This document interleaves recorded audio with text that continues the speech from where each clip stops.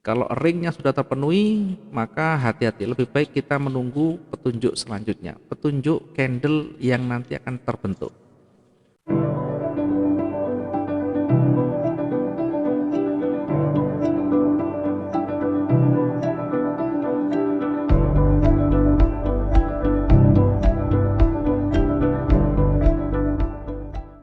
Oke, selamat siang Pak Pacar yang sudah siap. Mungkin agak menunggu agak lama, mohon maaf. Ya Pak, Assalamualaikum. Enggak Pak, baru Waalaikumsalam juga saya, warahmatullahi baru pulang wabarakatuh. juga. Iya, sehat Pak di sana Pak?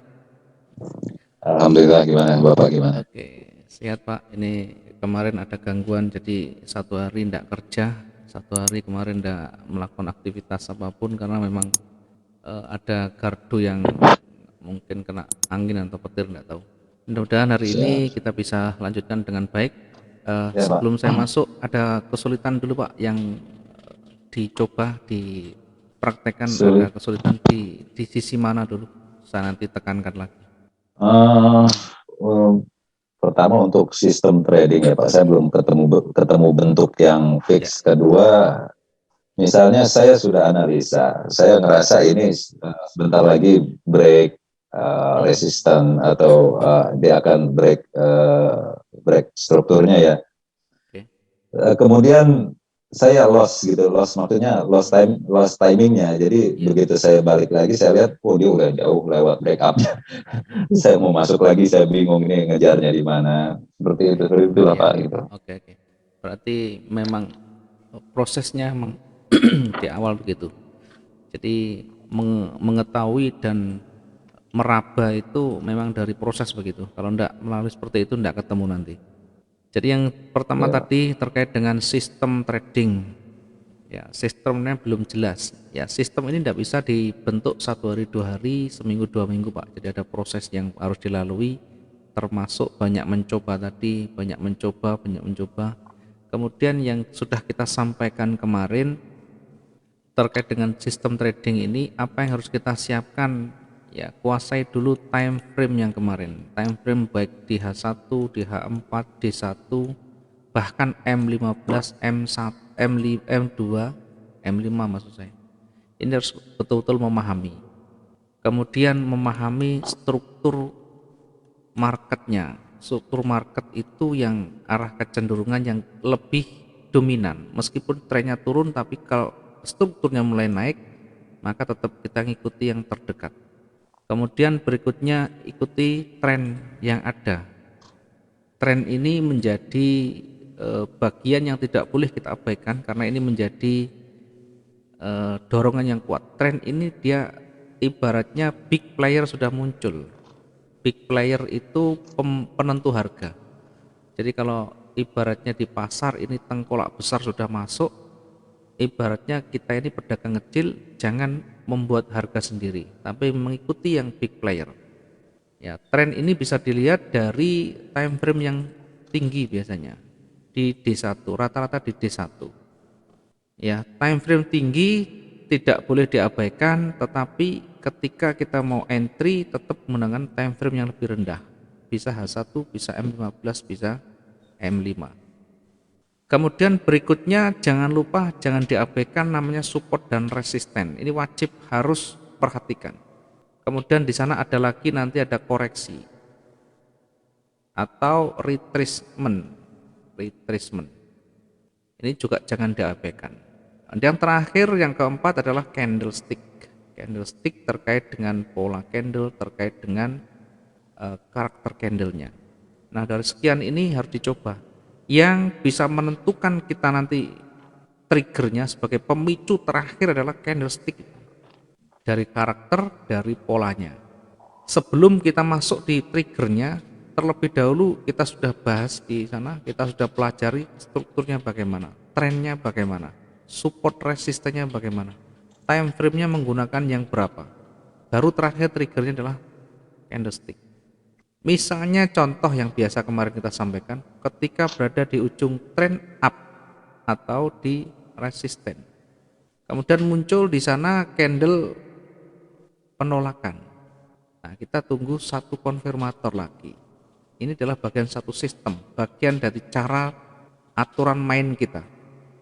Tentu masing-masing punya nanti punya eh, pengembangan yang berbeda. Ada yang tidak perlu menunggu, ada yang perlu menunggu satu. Ketika tidak ada penolakan, tiba-tiba berubah warna. Ada yang menunggu konfirmator, ada yang tidak menunggu. Nah, semuanya tentu parameter yang kita gunakan masing-masing berbeda. Saya menggunakan parameternya resisten. Ada resisten, ada penolakan di sebelah kiri banyak. Nah, itu bisa menjadi salah satu pemicu untuk kita entry-nya. Jadi banyak sekali sebenarnya. Tidak harus pola candle, tidak harus satu candle berubah warna, berbalik, kemudian menunggu konfirmator. Nah, tentu harus dicoba dengan berbagai macam cara dan kondisi pasarnya. Saya akan contohkan misalnya di time frame H1 kita tidak menemukan, misalkan ketika marketnya tiba-tiba naik panjang. Ini market yang panjang begini. Di time frame H1 kita tidak menemukan, nanti tidak tahu, oh tiba-tiba kok naik. Walaupun sebenarnya di awal sudah kita bisa membaca dari pergerakannya, dari strukturnya. Di sini ada di sini sebelah kiri ada penolakan yang kuat. Artinya ada support di bawah yang tidak bisa di breakout. Berikutnya makin lama bukan malah turun, makin ke atas. Makin lama bukan malah turun tapi makin ke atas. Sehingga resisten yang selalu di breakout, resisten yang selalu di breakout ini mengindikasikan buyer kuat. Resisten yang selalu di breakout. Ada 3 kali yang sudah breakout dari resisten. Kemudian ada di sini benturan yang kuat lagi di sini, bahkan di breakout juga. Nah, di breakout ini tentu kita juga bisa manfaatkan peluang sesudah breakoutnya. Namun kita juga bisa masuk di area running ini. Walaupun sebenarnya kita sudah memahami ini potensinya makin kuat naik. Di area yang sedang running begini, tentu kita tidak bisa menggunakan time frame H1 ini untuk kita entry karena pasti tidak ketemu. Ketika naik, ini apa naik beneran apa hanya sementara karena masih running. Maka kita bisa manfaatkan peluang-peluang yang lain dari time frame di bawahnya. Kalau kita menggunakan time frame di bawahnya, tentu akan muncul struktur yang ada di sana. Jadi candle yang tebal ini akan dikupas, akan dibongkar lebih jauh ketika di time frame di dalam lebih kecil ya, time frame yang lebih kecil. Misalnya kita M15 atau di M5. Kenapa terlalu kecil? Sekali lagi untuk mengupas, untuk membedah secara detail apa yang terjadi di sana. Perhatikan ketika tadi marketnya panjang di H1. Nah, kalau tadi yang saya highlight tadi warnanya merah ini adalah satu candle panjang naik. Dari sana apa yang kita bisa temukan? Ya ternyata setelah posisinya mulai merangkak naik, ini mulai merangkak naik, kemudian ada koreksi lagi, kemudian lanjut naik lagi. Nah, dari sini sudah kelihatan sebenarnya kalau kecenderungan sudah mulai naik. Yang pertama yang hijau ini breakout, sehingga kita bisa manfaatkan peluang di sana. Ya, kita bisa manfaatkan peluang untuk buy. Harus betul-betul jeli melihat posisi, melihat kondisi pasar yang terupdate bagaimana. Karena kalau sudah mulai ada dominan, ya ini kecenderungannya akan lebih kuat lagi. Berikutnya misalnya kita ketinggalan, kemudian setelah itu panjang lagi lebih kuat lagi. Maka ini pun mengindikasikan buyer momentumnya makin kuat. Dari ini kita bisa lakukan ini sebagai breakoutnya, sehingga kita bisa ambil peluang lagi di sana.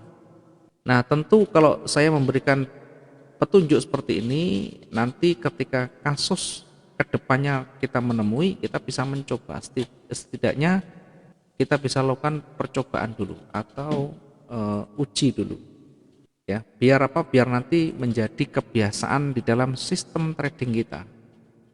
Kemudian perhatikan ketika naik lagi ada koreksi lagi. Ini koreksi lagi.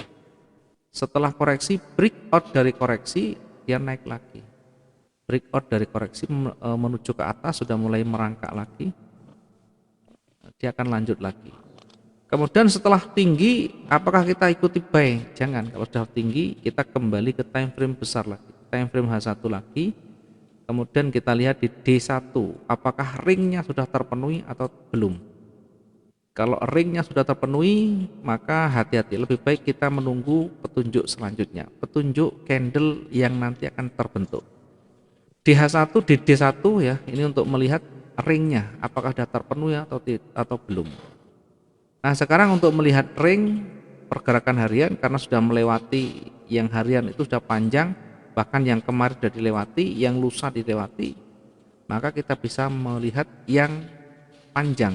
Di beberapa candle yang terbentuk, mana yang kelihatannya panjang dan mendekati yang running, ternyata hijau ini. Kalau kita lihat ya sekitaran ini, hampir sekitaran itu, maka kita ambil yang terdekat dari running, kira-kira sekitar ini. Perhatikan ketika berada di kisaran ini. Nah, kalau kita lihat kira-kira sekitar ini, sehingga panjangnya atau kemampuan untuk bergerak naiknya ya kira-kira sekitar ini akan kembali, akan turun lagi. Nanti kita bisa lihat di H1 itu adakah benturannya, atau di H4 boleh. Di H4 itu apakah ada benturannya? Benturan yang saya maksud adalah support resisten atau mungkin ada benturan lain. Saya batasi dengan di H1 biar gampang, kemudian kita batasi dengan H1 dengan pergerakan harian. Ya, tadi kira-kira sepanjang ini, sehingga yang kemarin itu kira-kira sekitaran itu. Nah, kemudian kalau kita ukur begini, adakah di sebelah kiri nanti benturan? Nah, kita coba untuk ditarik garis atau kita perkecil zoomnya. Oke, kita perkecil. Nah, ternyata betul-betul berdekatan dan persis berada di area resisten di sana. Ya, kalau kita perbesar nanti akan tampak lebih detail di sana. Nah, ternyata masih kurang sedikit di atasnya lagi. Nah, ini di sini ada area resisten yang logis berdasarkan ring harian yang terakhir yang dilewati beberapa hari terakhir. Maka inilah yang logis mendekati ring yang ada. Sehingga ketika di area di situ hati-hati karena berpeluang untuk berbalik. Kalaupun tidak berbalik, jamnya sudah malam, maka dia akan sideways untuk dilanjutkan besoknya lagi. Biasanya kalau sudah malam, dia akan konsolidasi sideways, datar begitu, sampai nanti ganti hari, kemudian baru lanjut naik lagi. Dan ini pola-pola seperti ini selalu berulang-ulang. Pola-pola seperti ini selalu berulang-ulang. Kalau kita sebenarnya sudah memahami, setidaknya karakter-karakter begini kita sering mengalami, maka kita akan selalu menemukan peluang dan kemungkinan-kemungkinannya. Kalau misalkan kita terlanjur salah bagaimana? Kalau terlanjur salah, kita tetap bisa buka dengan time frame yang lebih rendah. Kita pakai buy atau sell. Kalau kita misalkan buy sell di sini misalkan, harusnya kita sudah sadari di awal. Kalau cenderungan sudah mulai naik, sudah mulai kuat, maka segera dibatasi kerugian kita ini. Atau paling tidak kemarin sudah kita sampaikan, ketika entry pertama di mana kita pasang stop loss-nya, angkanya di mana. Karena kalau sudah breakout begini dan sudah mulai kuat, buyer sudah mulai menunjukkan kuatannya, tidak boleh kita berlama-lama memelihara kerugian. Ya, sehingga harus betul-betul diambil sikap, diambil satu kebijakan biar nanti segera kita lakukan pengamanan. Ya, contoh misalkan ini naik turun pun kita bisa uji setengah dari kecenderungan, sehingga kita bisa mengukur apakah nanti kalau turun ini akan breakout atau memantul lagi. Kalau tidak breakout, dia akan kembali ke atas. Kemudian terkait dengan penggunaan, ada keraguan tadi di dalam entry, ada keraguan sudah masuk kemudian mau diapakan, mau dikemanakan, mau di close bagaimana. Sekali lagi, ketika kita entry pertama itu harusnya sudah disiapkan semuanya. Artinya simulasinya harus sudah siap. Misalnya dalam kondisi seperti ini, kita bisa manfaatkan peluang sebentar, peluang kecilnya, meskipun ini di tengah tren naik. Ya, ini tetap hati-hati ketika ada dua candle warna, ada candle yang mulai berubah. Contoh misalkan ini candle berubah, kemudian ada konfirmator merah. Yang seperti yang kita sampaikan dengan dua syarat, dengan dua petunjuk ini kita bisa entry sell di sini. Namun demikian tetap kita harus hati-hati karena di tengah tren naik yang kuat sekali. Contoh 0,1. Contoh kita sell 0,1. Yang pertama kali kita lakukan ketika entry adalah membatasi kerugian. Harus sudah ketemu angkanya. Misalkan kita sell di sini, ruginya ketika naik, berarti di ujung sana ada resisten. Kita bisa taruh di situ atau di atasnya. Oke, ini adalah area untuk kita stop lossnya sekitar 500-an. Jadi ini harus betul-betul sudah matang di awal. SL-nya 1823.41. Sehingga misalkan nanti naik, ya kita tidak kebingungan, tidak kelimpungan, tidak kebingungan apa yang harus kita kerjakan karena sudah ada batasan. Di area support resistennya kita bisa taruh buy limit, buy stop sorry ya. Misalnya kita di area di sini kita bisa taruh buy stop di sana. Misalnya, atau pending order buy stop di sana. Misalnya kita bisa antisipasi di area di sana untuk buy stop dan sell stop lossnya tetap di atasnya. Kemudian perhatikan ketika dia turun, nanti kita tidak usah muluk-muluk, kita perhatikan di situ ada banyak penolakan, di sini banyak penolakan. Maka harus diuji di sini. Kalaupun profit di area di sini segera keluar, jangan terlalu berlama-lama karena ini harus diuji dulu. Ini ketika turun, nanti ketika di sini sudah mulai muncul warna hijau lagi, dia berpotensi naik jauh lebih kuat lagi. Karena sekarang posisinya masih koreksi, di tren naik masih koreksi. Nah, kalau kita baca ini trennya masih kuat naik, di tengah tren kuat naik ini ada koreksi, mencoba untuk melawan tren yang kuat. Bukan berarti tidak boleh mengambil peluang, tetap mengambil peluang boleh, asalkan dipertimbangkan, diperhitungkan resikonya. Ya, kemarin kita sudah menyampaikan resiko itu bisa dengan cara yang bermacam-macam. Ya, membatasi resiko ini adalah wajib. Membatasi risiko adalah wajib. Menempatkan SL itu adalah pilihan. Jadi kita boleh membatasi secara langsung atau dengan menaruh stop loss-nya di sana. Kemudian caranya bisa dengan bermacam-macam. Yang pertama bisa dengan prosentase.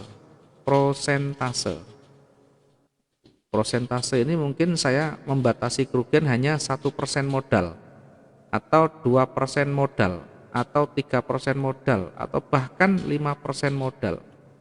Ini dalam satu periode transaksi. Saat itu misalkan kita transaksi punya 5, kita batasi maksimum 1%, kita batasi maksimum 2% misalnya.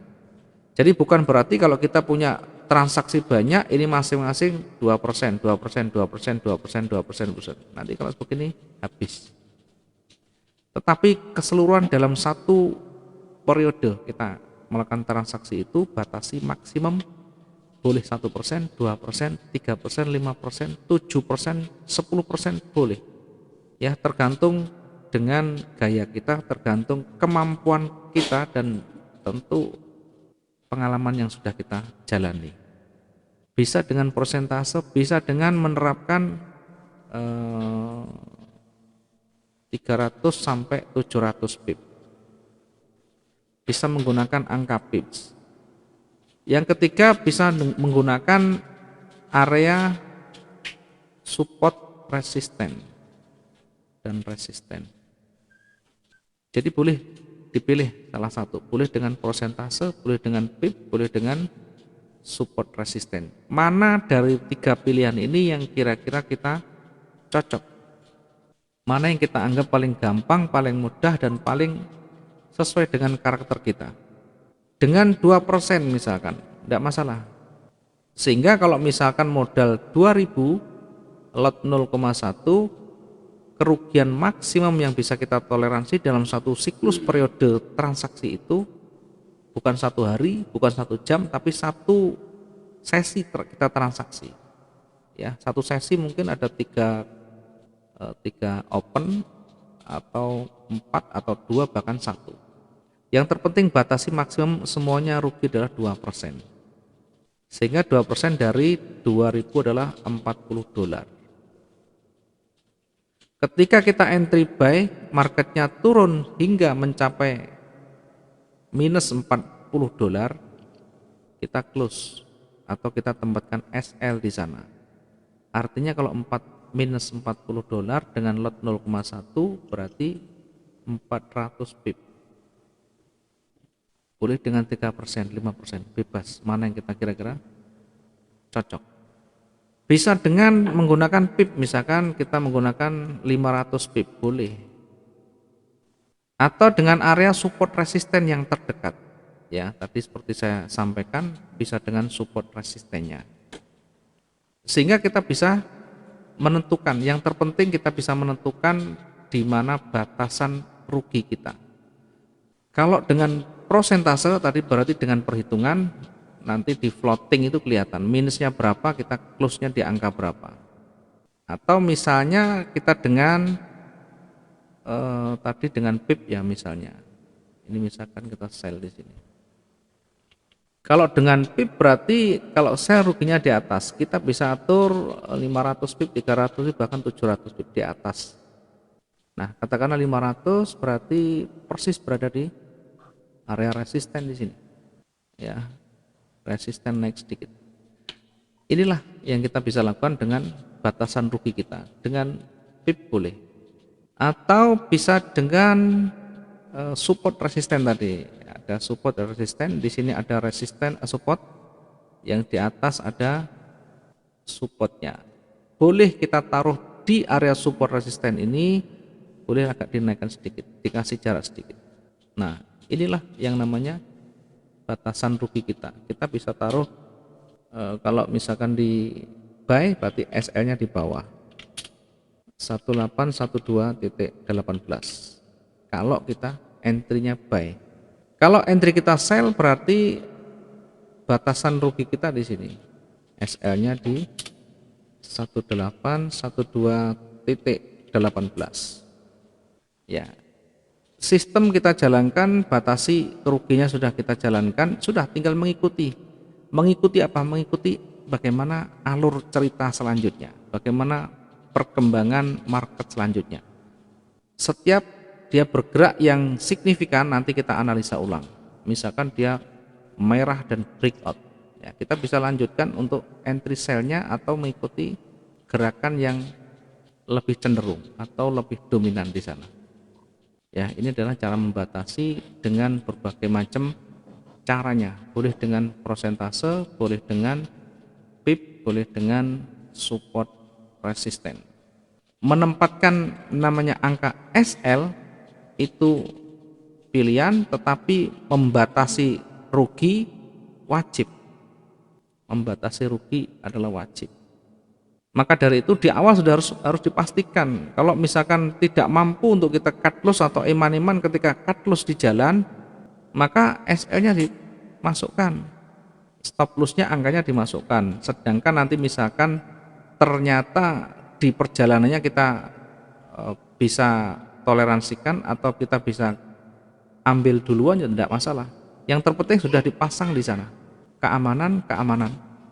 Kalaupun misalkan nanti mau cut loss di tengah jalan, ya boleh saja, tidak masalah. Yang terpenting sudah ada keamanan ketika marketnya bebas bergerak yang tidak kita sadari, ya ruginya di sekitaran itu.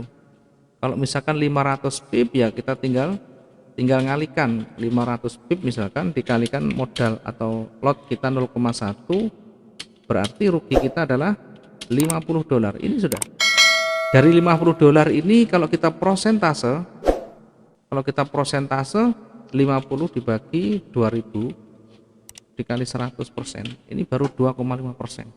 2,5% ini kita bisa lihat ini masih masuk akal atau tidak. Ternyata berada di antara 2 sampai 3%. Ini masih realistis, masih aman.